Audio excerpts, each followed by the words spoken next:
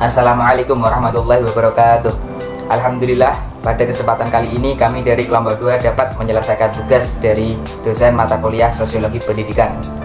Sebelumnya, perkenalkan kami kelompok 2 yang terdiri dari saya, Dam Al-Asrar, Laira Putri Witanaya, Devi Lutfiana, Jusnatu Zulfa, dan Faikotul Himah. Dalam kesempatan kali ini, kami akan menyampaikan materi yang berjudul Hubungan Pendidikan dan Masyarakat. Selanjutnya, saya serahkan kepada pemateri untuk menjelaskan materinya. Baik, saya akan mempresentasikan pengertian pendidikan.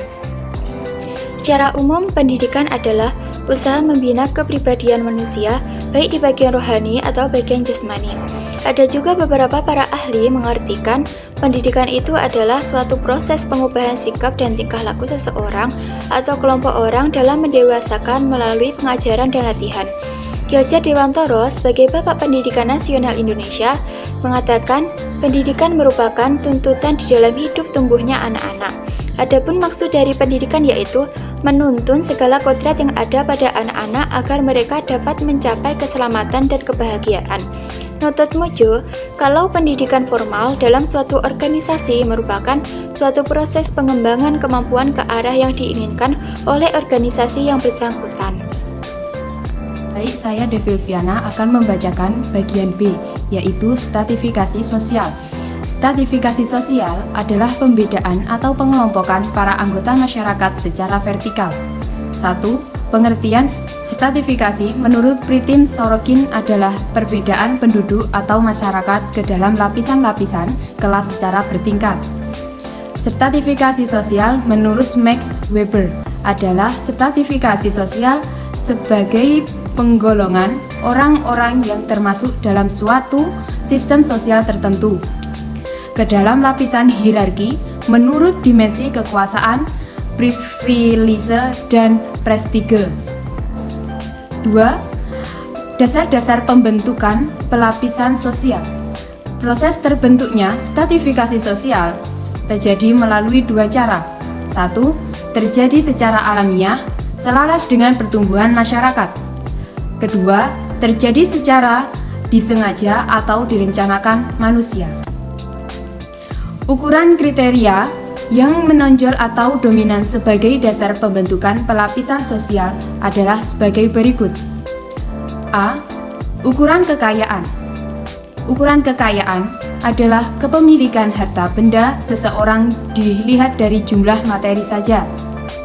Kekayaan dapat dijadikan ukuran penempatan anggota masyarakat ke dalam lapisan-lapisan sosial yang ada. B. Ukuran kekuasaan dan wewenang. Ukuran kekuasaan dan wewenang adalah kepemilikan kekuatan atau power seseorang dalam mengatur dan menguasai sumber produksi atau pemerintahan. Selanjutnya akan dibahas oleh teman saya. Perkenalkan, nama saya Husnatu Zulfa Maulidiana. Di sini saya akan melanjutkan presentasi dari Devi. Yang ketiga adalah ukuran kehormatan. Nah, ukuran ini dapat diukur dari gelar kebangsawanan atau dapat pula diukur dari sisi kekayaan material. Orang-orang yang disegani atau yang dihormati akan menempati lapisan atas dari pelapisan sosial. Yang keempat adalah ukuran ilmu pengetahuan. Nah, ilmu pengetahuan ini sering dipakai oleh masyarakat yang menghargai ilmu pengetahuan. Seseorang yang mengetahui ilmu pengetahuan akan menempati lapisan tinggi dalam sistem pelapisan masyarakat.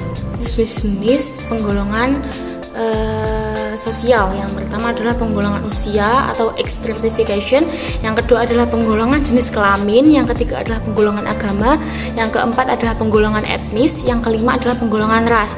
Nah, sifat-sifat penggolongan sosial itu ada dua. Yang pertama adalah penggolongan sosial tertutup.